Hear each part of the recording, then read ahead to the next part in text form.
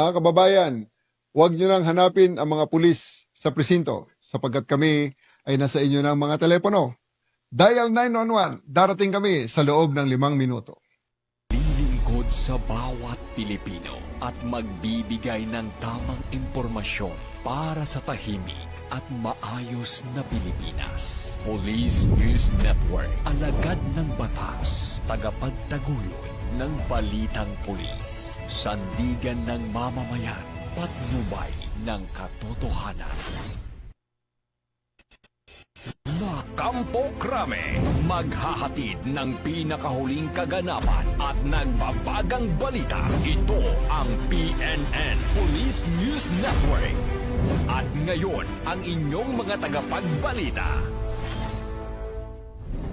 Magandang araw, bagong Pilipinas. Ako ang inyong alagad ng batas, tagataguyod ng Balitang Pulis, Patrolman Lubimir Julian. Maghahatid sa inyo ng tamang balita, kwento ng pulis at serbisyo para sa mamayan, at ito ang PNP News Online, ang pangunahing balita ng Police News Network, alagad ng batas, tagataguyod ng Balitang Pulis.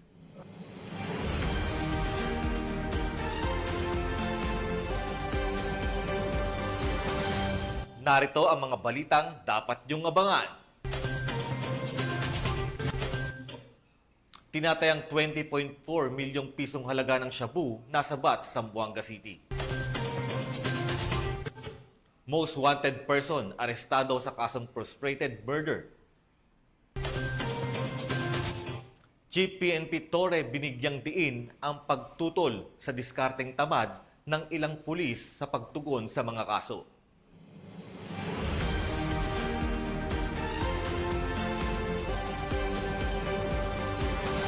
Narito ang mga balitang hatid ng ating PNN correspondents mula sa iba't ibang panig ng bansa.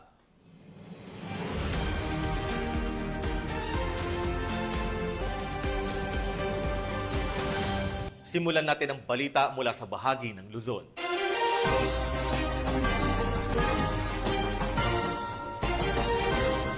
Mahigpit na kinundina ni Chief PNP Police General Nicolas Torre III ang umano'y diskarteng tamad ng ilang pulis sa pagtugon sa mga reklamo at kaso na isinusumbong ng ating mga kababayan. Sa kanyang mensahe sa isinagawang Monday Flag Raising Ceremony ngayong June 30, 2025 sa Camp Crame, binigyang diin ni Police General Torre ang kahalagahan ng maagap, maayos at makaturungang disposisyon sa bawat kasong hinahawakan ng kapulisan. Isa sa mga binigyang halimbawa ni Police General Torre ay ang isang insidente ng robbery sa isang lungsod sa Rizal, kung saan ninakawan ng mahigit 600,000 ang isang biktima. Sa kabila ng pagbibigay nito ng blotter report at pagfile ng kaso, nabigo umano ang mga pulis sa nasabing istasyon na namagsagawa ng follow-up investigation. Dahil dito, agad na inalis sa pwesto ang hepe ng istasyon bilang parusa sa kakulangan ng aksyon. Kasunod ng direktiba ng Chief PNP at pakikipag-ugnayan sa Provincial Director ng Rizal Police Provincial Office, na isagawa ang follow-up operation at nagresulta sa pagkakaaresto ng mga suspect at nabawi ang halagang pera ng biktima. Kaya sa ating mga kababayan, baka meron kayong mga ganyang insidente rin na diskarting tamad ang ibinigay sa inyong serbisyo ng ating kapulisan, iparating nyo sa amin.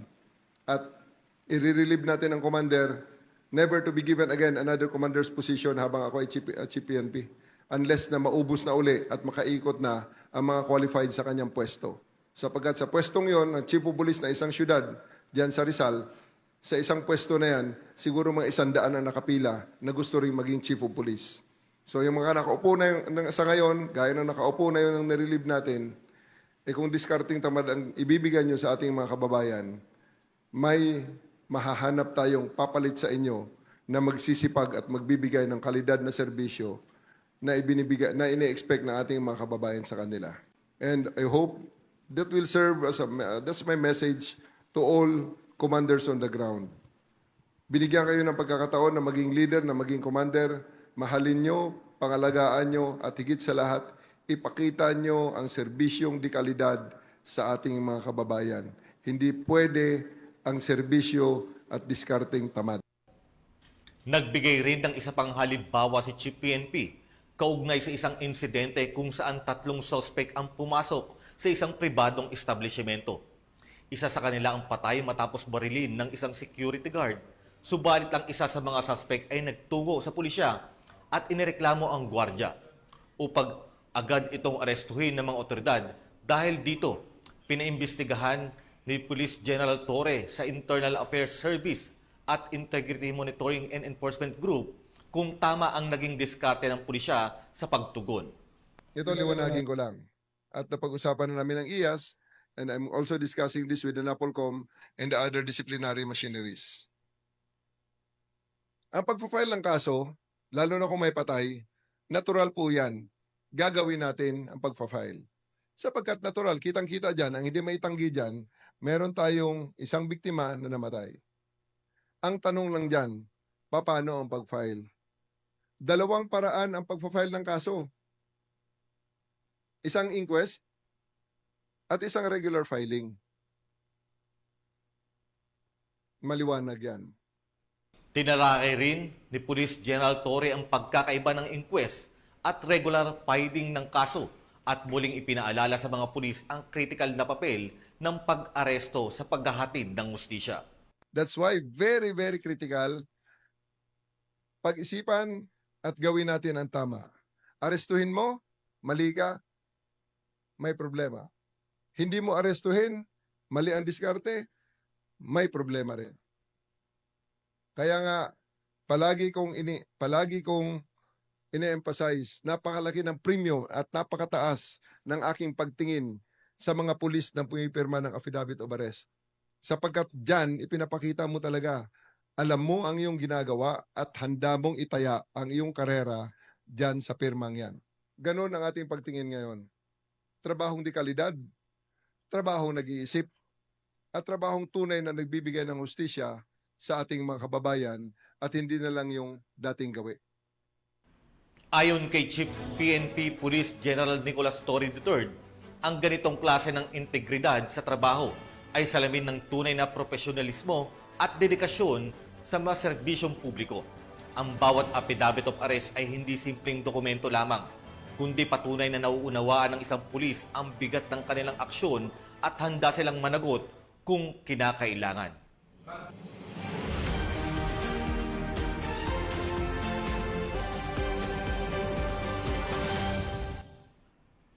Aabot sa 3 milyong pisong halaga ng marijuana ang nasabat ng mga otoridad sa ikinasang buy-bust operation ng salalawigan ng Nueva Ecija.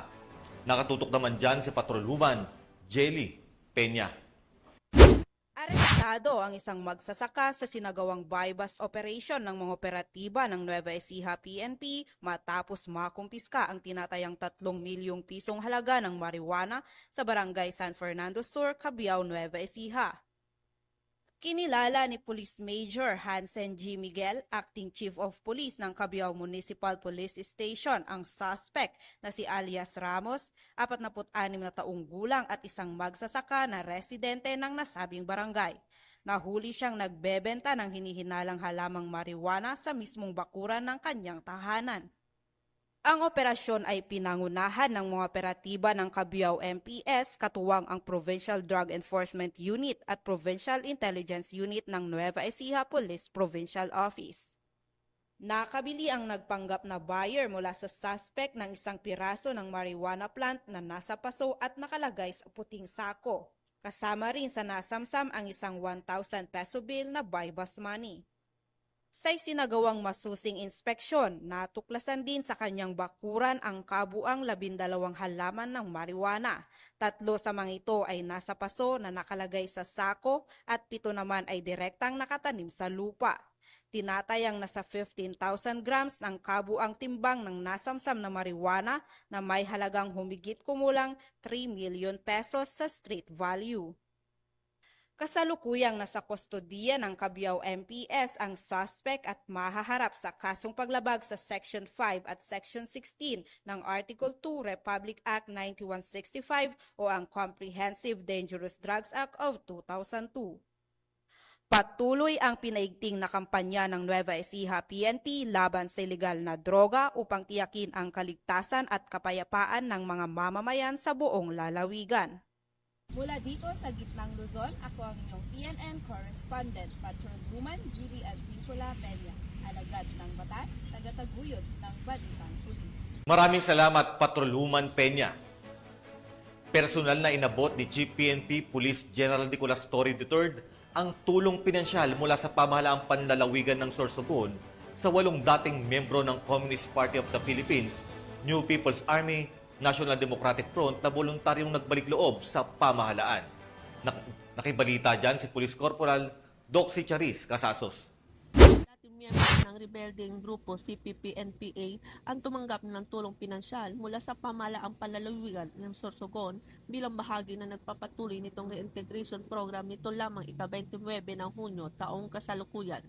Ang bawat benepisyaryo ay tumanggap ng 100,000 sa pangunguna ni PNP Chief Police General Nicolas D. Torre III kasama sina Police Brigadier General Andre P. Dizon, Regional Director ng Police Regional Office 5, Senator Chis Escudero, Governor Edwin Amor at Representative Det Escudero sa isang formal na seremonya na ginanap sa Sorsogon City Police Office sa Barangay Kabidaan, Sorsogon City. Ang tulong pinansyal ay isang bahagi ng isang mas malawak na programa sa reintegration na kinabibilangan ng pag-akses sa mga pagkakataon sa kabuhayan, pagsasanay sa kasanayan, suporta sa psychosocial at mga serbisyo sa rehabilitasyon na nakabatay sa komunidad. Muling pinagtibay ni Chief PNP Police General Nicolas D. Torre III ang buong pangako ng PNP na suportahan ang mga pagsisikap sa kapayapaan at muling pagsasama. Binigyang diin niya na nakahanda ang PNP na tulungan ang mga dating rebelde sa kanilang paglipat sa buhay sibilyan at patuloy na makikipagtulungan sa mga local government units at stakeholders para mapanatili ang kapayapaan at seguridad sa komunidad. Mula dito sa Legazpi City, Albay, ako po ang inyong PNN correspondent, Police Corporal Doxy Charis Casasos, alagad ng batas, tagataguyod ng balitang pulis. Salamat, Police Corporal Casasos.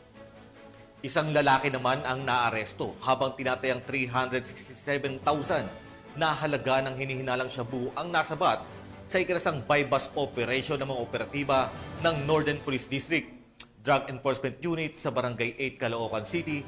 Patrolwoman Gaisel Esperanza sa report. Isang buy-bust operation ang matagumpay na isinagawa ng mga operatiba ng Northern Police District Drug Enforcement Unit na nagresulta sa pagkakaaresto ng isang hinihinalang tulak ng iligal na droga sa Barangay 8, Caloocan City. Kinilala ang naarestong suspect na si alias Joy, 48 anyos, isang karpentero na sangkot sa iligal na bentahan ng droga.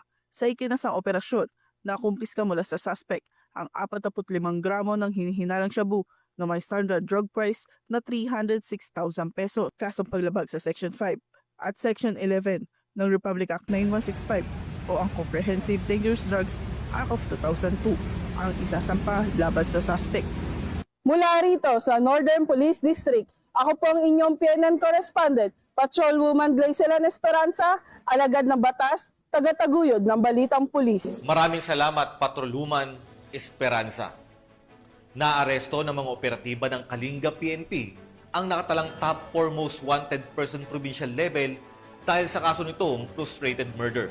Ang report mula kay Patrolwoman Jesly Sabado. Ng Kalinga PNP ang number 4 most wanted person provincial level dahil sa kasong frustrated murder sa isang operasyon na isinagawa sa Balbin Subdivision, Barangay Magsaysay, Tabok City, Kalinga nito lamang ika-27 ng Hunyo taong kasalukuyan.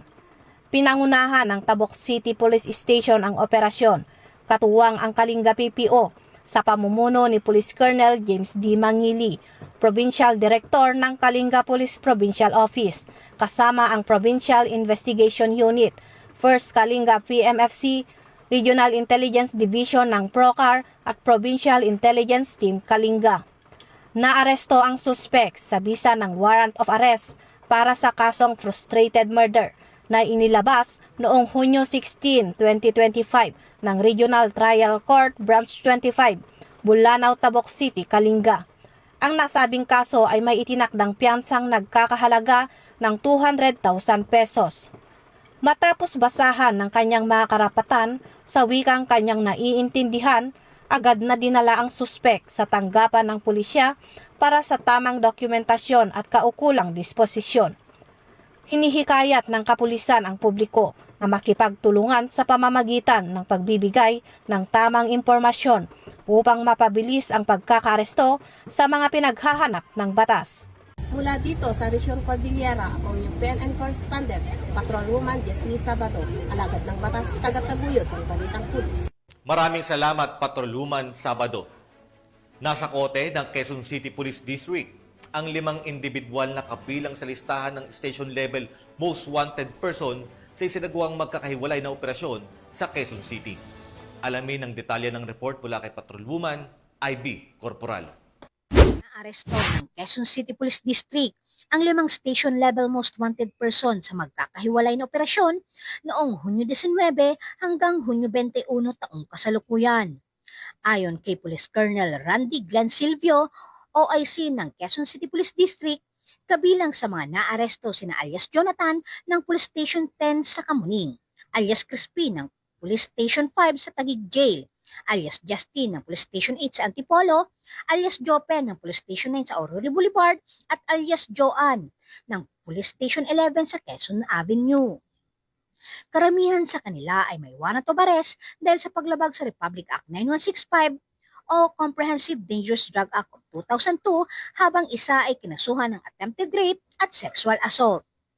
Pinuri ni Police Colonel Silvio ang koordinadong aksyon ng mga istasyon. Aniya, patuloy ang ating kampanya para tiyaking ligtas ang bawat komunidad. Ako po ang inyong PNN correspondent, Patrolwoman IB Corporal, alagad ng batas, tagataguyod ng Balitang Pulis.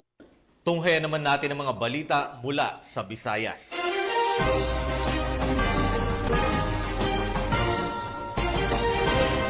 Nasamsam ang mahigit 1 milyong pisong halaga ng shabu mula sa isang high-value target sa isinagawang buy-bust operation ng PNP sa Cebu City. Tinutukan niya ni Patrolwoman Annalyn Canoog.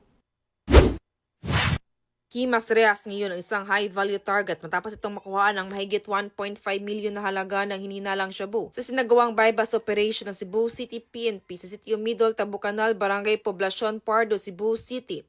Nito lamang ika-27 ng Hunyo sa taong kasalukuyan. Kinilala ni Police Major Kenneth Paul Albutra, Officer in Charge ng Police Station 7, Cebu City Police Office, ang suspect na si alias Umi, 42 anyos, residente ng Sitio Middle, Tabucanal, Barangay Poblacion Pardo, Cebu City. Ikinasa ang buy-bust operation ng mga operatiba ng Regional Intelligence Division 7, City Intelligence Unit, Cebu City Police Office at Station Drug Enforcement Team ng Police Station 7 buwan alas 4:55 na madaling araw na nagresulta sa pagka-aresto sa suspect at pagkakumpiska ng 5 pakete at 2 night-tied transparent plastic bags ng hinalang shabu na may kabuuang timbang na 225 na gramo at may standard drug price na 1,530,000, sling bag at buy-bust money. Nasa custody ng naturang tanggapan ng suspect para sa dokumentasyon at tamang disposisyon. This arrest sends a strong message: illegal drugs have no place in our communities. Let us continue working together to protect our neighborhoods from the grip of drug abuse and criminality. And if you see suspicious activity, do not hesitate to report immediately to your nearest police stations.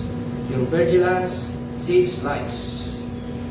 Dial 911, 3 to 5 minutes ang inyong kapulisan, action agad. Patuloy ang determinasyon ng kapulisan sa pagsugpo sa iligal na droga bilang bahagi ng kampanya tungo sa ligtas, disiplinado at maunlad na bagong Pilipinas. Mula dito sa Cebu City, ako ang iyong Police News Network Correspondent, Patrolwoman Annalyn N. Canoog, alagad ng batas, tagataguyod ng Balitang Pulis.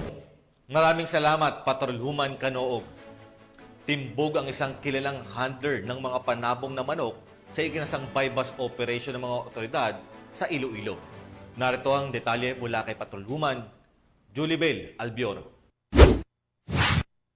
Isang kilalang handler ng manok panabong ang naaresto sa ikinasang anti-drug operation ng Station Drug Enforcement Team ng Iloilo City Police Station 2 sa Zone 2, Barangay Ticod, La Paz, nitong Sabado ng umaga, ika-28 ng Hunyo taong kasalukuyan. Kinilalang suspect na si alias Henrich, 46 na taong gulang, may asawa, 3 anak at residente ng nasabing lugar. Ayon kay Police Major Tranquilino Querubin Jr., hepe na ICPS-2, sinimulan nilang masusing pagsubaybay sa suspect 2 linggo bago isinagawa ang operasyon na nagresulta sa matagumpay na pagkakadakip nito. Lumabas din sa investigasyon na dati nang nakulong ang arestado dahil sa 2 kasong murder at nakulong ng 8 taon. Dagdag ni Police Major Querubin, ang mga drogang ibinabagsak ni alias Henrich ay nagmumula pa umano sa Maynila bago ito ipinapasa sa kanyang mga parokyano. Nabilhan ng suspect ng pinaghihinalaang shabu gamit ang 1,000 pesos na buy bust money. Dagdag pa rito nakuha sa kanyang pag-iingat ang 3 pang sachet ng hinihinalaang shabu na may kabuuang bigat na humigit kumulang 15 gramo na may tinatayang halaga na 102,000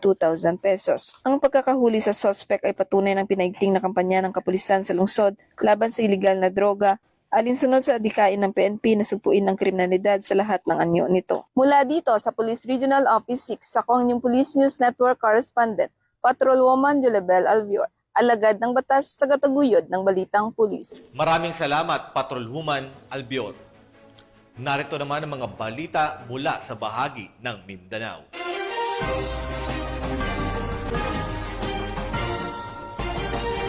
Tinatayang 20.4 milyong pisong halaga ng hinihinalang shabu ang nasamsam ng mga otoridad mula sa isang high-value individual sa anti-illegal drug operation na isinagawa sa lungsod ng Zamboanga.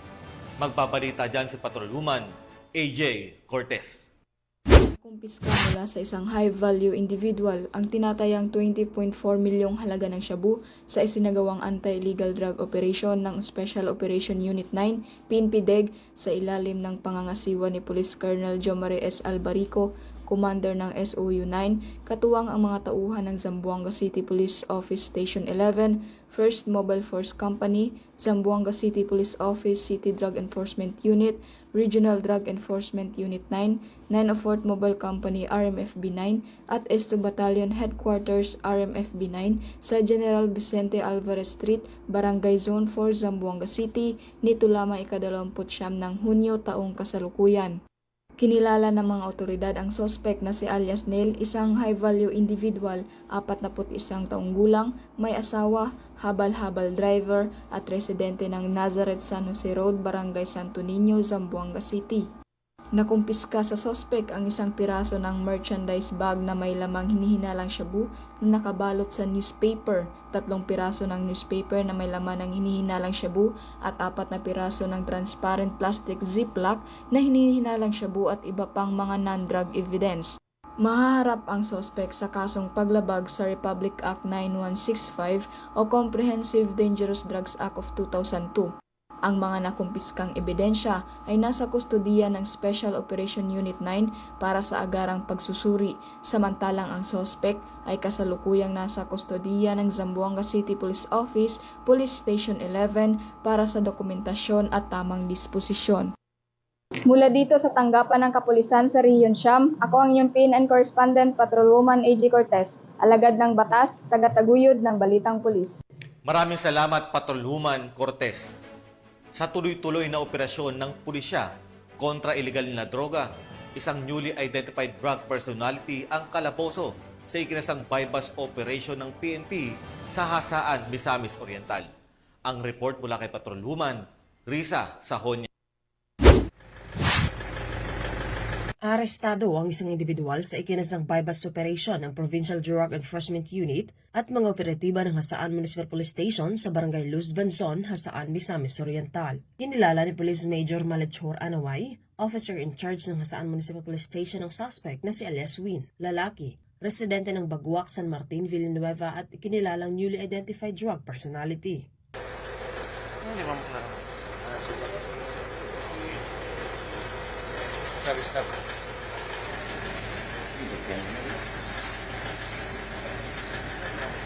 Sa ikinasang operasyon ng mga operatiba ay nakumpiska ang 7 pakete ng hinihinalang shabu, isang 500 peso bill na ginamit bilang buy-bust money at iba pang mga non-drug items. Naharap ang suspect sa kasong paglabag sa RA 9165 o Comprehensive Dangerous Drugs Act of 2002. Mula dito sa Northern Mindanao, ako ang inyong Police News Network Correspondent, Patrolwoman Risa Sahonia, alagad ng batas, tagataguyod ng balitang pulis. Maraming salamat, Patrolwoman Sahonia. Halos 300,000 pisong halaga ng shabu ang nasamsam mula sa isang negosyanteng suspect sa buy-bust operation na isinagawa sa Digos City. Tinutukan niya ni Patrolwoman Bernamay Lapus. Umabot sa 299,472 pesos ang tinatayang halaga ng nakumpiskang shabu mula sa isang negosyanteng suspect na si alias Ne sa ikinasang buy-bust operation ng pinagsanib puwersa ng mga otoridad sa Purok, Pakigdait, Barangay Zone 2, Digos City, Davao del Sur, dakong 1:38 ng madaling araw. Ang operasyon na isinagawa ng mga operatiba ng Digos City Police Station, katuwang ang Regional Police Drug Enforcement Unit 11, 1104th RMFB 11 at Philippine Drug Enforcement Agency. Ayon pa kay Police Lieutenant Colonel Peter Glenn D. Ipong, officer in charge ng Digos City Police Station, ang suspect ay kabilang sa street-level individual, newly identified drug personality. Sa operasyon, nakuha mula sa suspect ang humigit kumulang 44.04 grams ng hinihinalang shabu, buy-bust money at iba pang ebidensya. Kasalukuyang ang suspect ay nasa kustodiya na ng nasabing istasyon at mahaharap sa kasong paglabag sa RA 9165 o ang Comprehensive Dangerous Drugs Act of 2002. Ang matagumpay na operasyon na ito ay patunay na patuloy ang pagtutok ng kooperasyon ng mga ahensya sa pamahalaan sa kampanya laban sa iligal na droga. Mula dito sa Rehiyon 11, ako ang inyong PNN correspondent, Patrolwoman Bernamay Lapus, alagad ng batas, tagataguyod ng balitang pulis. Salamat, Patrolwoman Lapus. Formal naman nang nagsikipagtapos ang 175 police trainees mula sa Police Regional Office 13 sa kanilang Basic Internal Security Operations Course at itinalaga sa iba't ibang mobile force units sa rehiyon. Ito'y bilang bahagi ng pagpapatibay ng internal security operations ng Philippine National Police. Patrolwoman K. Francisco sa report. Nagtapos ang 175 bagong pulis mula sa PNP Caraga sa kanilang Basic Internal Security Operations Course nito lamang Hunyo 26, 2025 na isinagawa sa Regional Special Training Unit 13 sa Santiago, Agusan del Norte. Dumalo sa graduation si Police Colonel Michael F. Libanan, Deputy Regional Director for Administration, bilang kinatawan ni Police Brigadier General Christopher N. Abrahano, Regional Director ng PNP Caraga at nagsilbing panauhing pandangal at tagapagsalita. Ang 64 na mahigpit na pagsasanay na nagsimula noong Marso 16, 2025 ay nilahukan ng 159 na lalaki at 16 na babae. Layunin nitong ihanda sila para sa mga operasyon sa mga banta sa seguridad sa loob ng bansa. Pinarangalan din ang mga natatanging trainee sa kanilang galing at husay. Top 1 si Pat Gary N. Ariola, Top 2 si Pat Eugene Y. Sabal, Top 3 si Pat Ian Christoph N. Sionilio. Strongman Award si Pat Hosea si Vincent R. Labadan at Strong Woman Award si Pat Hanisel Jane C. Upiso. Sa kanyang mensahe, binigyang diin ni R.D. Abrahano na ito ay simula pa lamang ng mas malaking tungkulin sa serbisyo. Ang kanilang pagtatapos ay hudyat ng panibagong misyon. Isang misyong matagal ninyong pinaghandaan at inaasahan ng bayan. Ang mga bagong graduate ay agad na itinalaga sa kanilang provincial mobile force companies sa buong rehiyon upang magsimulang maglingkod sa bayan. Mula rito sa rehiyon ng Caraga, ako ang Police News Network Correspondent, Patrolwoman K. Francisco.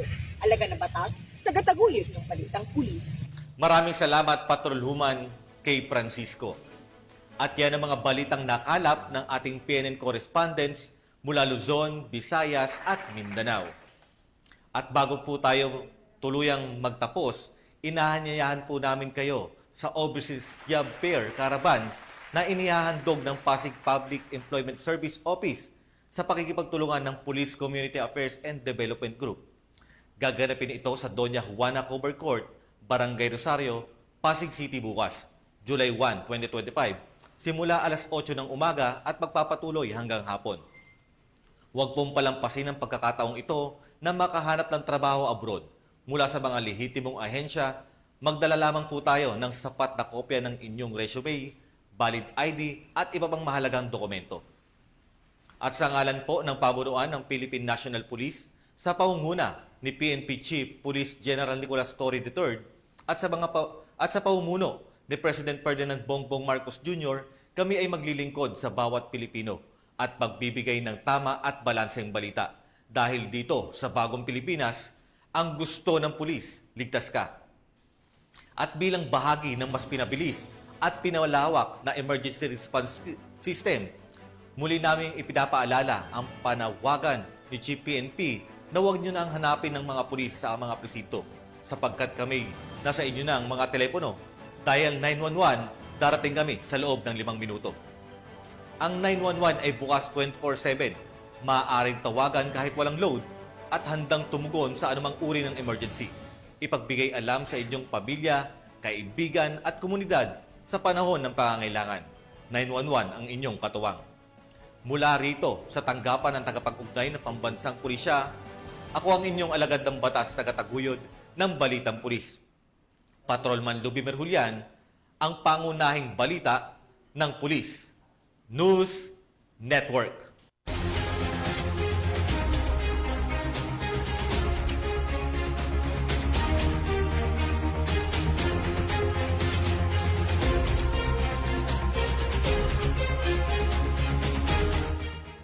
Police News Network, alagad ng batas, tagapagtaguyod ng balitang pulis.